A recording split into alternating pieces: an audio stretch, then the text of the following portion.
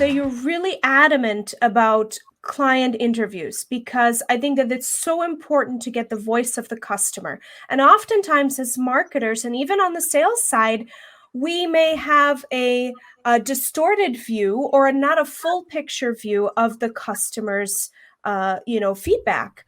Let me ask you a question. What happens when you're working with a client and they're resistant or hesitant to want to give you access to their clients in terms of getting these types of customer data? We have a lot of B2B marketers listening out there, and this is often one of the challenges, is getting your client to agree to do the interview. Tell us what some strategies or some tips that you have for that. That's a really interesting question, and I will share my approach. Basically, when I share the benefits of running in-depth customer interview, because we clearly understand why we are doing this, and I'm describing it to clients the same way, and they tell me, okay, we don't want to bother our clients, or maybe they don't have time for these calls. What's the value for our customer to share this information with us? For me, it's a warning sign that they don't have a really good relationship with clients. For me, it's honestly, it's a warning sign. So then I just book a private call with the executive, or let's say with team lead, chief marketing officer, or head of sales, doesn't matter, depends on the organization. So I share privately with him my observations. I say, look, if you have these problems, it means that in future, you'll definitely have a churn issue. Just believe me from my experience. I share some practical examples that I don't want to provide some real-time examples of this, but you got the idea. So I share some private examples and say, look, this is what is going to happen with your company. So the decision is the first thing. Are we going to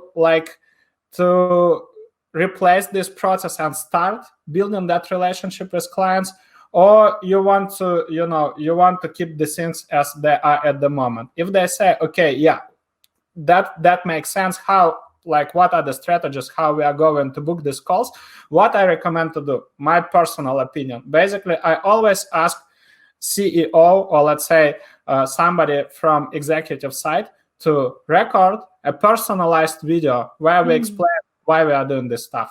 And basically, that's it. I say, let's pretend I'm a CEO. I will say, hey, Gabby, thanks a lot for being my partner. Not just generic one. It's personalized, video for each of the clients. Let's say, thanks a lot for being a fantastic customer for the last 5 years. It means a lot to me. So basically, we helped your company with this and that stuff. And now it's time for us to change the way how we are going to build relationship with our clients. It will mean a lot to me if you dedicate or devote 30 minutes and we'll be able to chat with let's say John Doe from my client success team about these questions. We want to extract this value. It will help us to present our services or our product in a more meaningful way to our target vertical. And that's it. And then we are sharing this message, because if the first person of the company shows his or her face and make an ask, then it becomes an irresistible ask for the prospects. Otherwise, if you'll be sending just generic email, hey, would you like to have a 30 minutes call with me about this and that? Of course, you never chatted with the clients. What's the deal? Why they should devote time? Of course, they won't do it. So this is the way how I suggest to proceed. Yes, thank you so much for sharing that. I absolutely love that approach. I've actually never encountered anyone that has had a really strong answer to that question, maybe because I didn't ask the question before. But in general, I love this approach. I love that you are going direct to the source and saying, look, this is why we need to do this, and providing them really valuable case points as to why it's important.